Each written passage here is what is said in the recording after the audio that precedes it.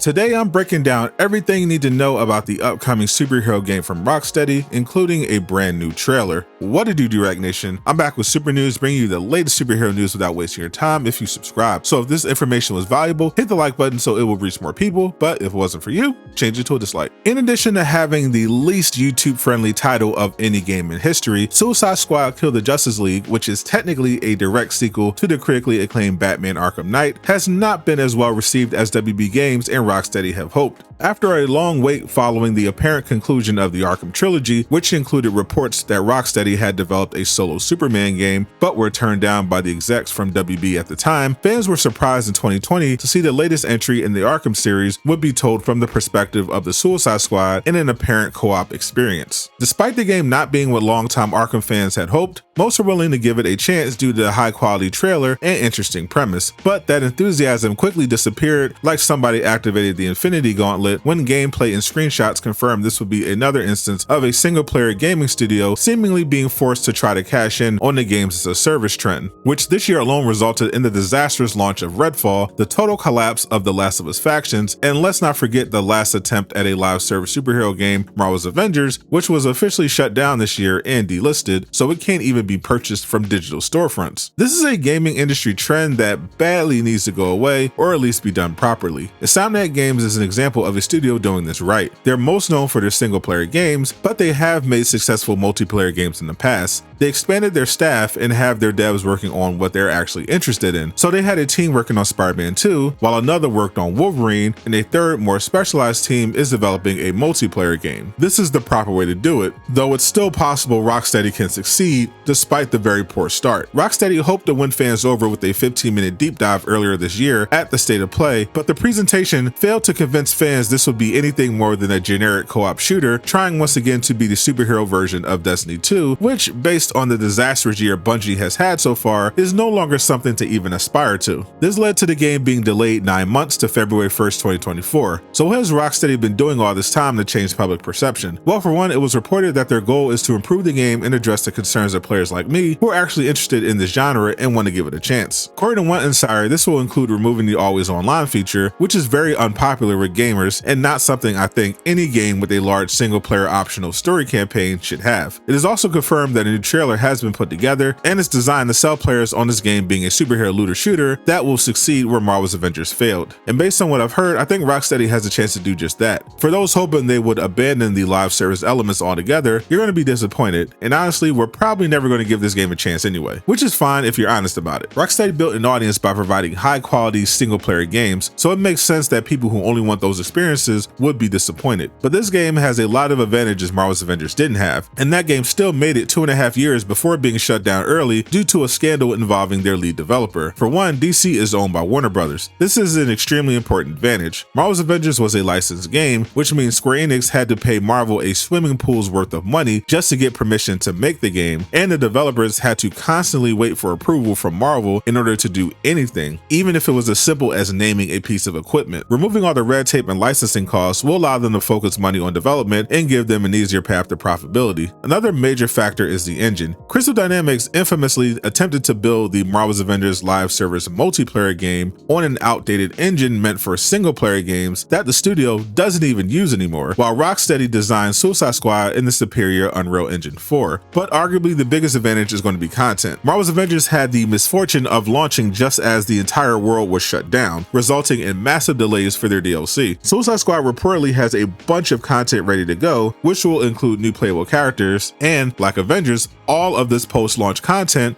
will be given to players for free. This is where I think Rocksteady could win players over, depending on which characters they choose and how they look. If they can manage to make the characters play more unique and reveal fan favorites like Deathstroke, Peacemaker, and Bizarro, I think that would bring a lot of players off the fence about the game. We'll see if they can pull this off when the latest trailer arrives, which you should expect at the Game Awards live on December 7th. This timing is a good strategy because it gives them the rest of December and January to promote the game ahead of the new February release date. And if you're looking for even more superhero news, check out the next video on screen.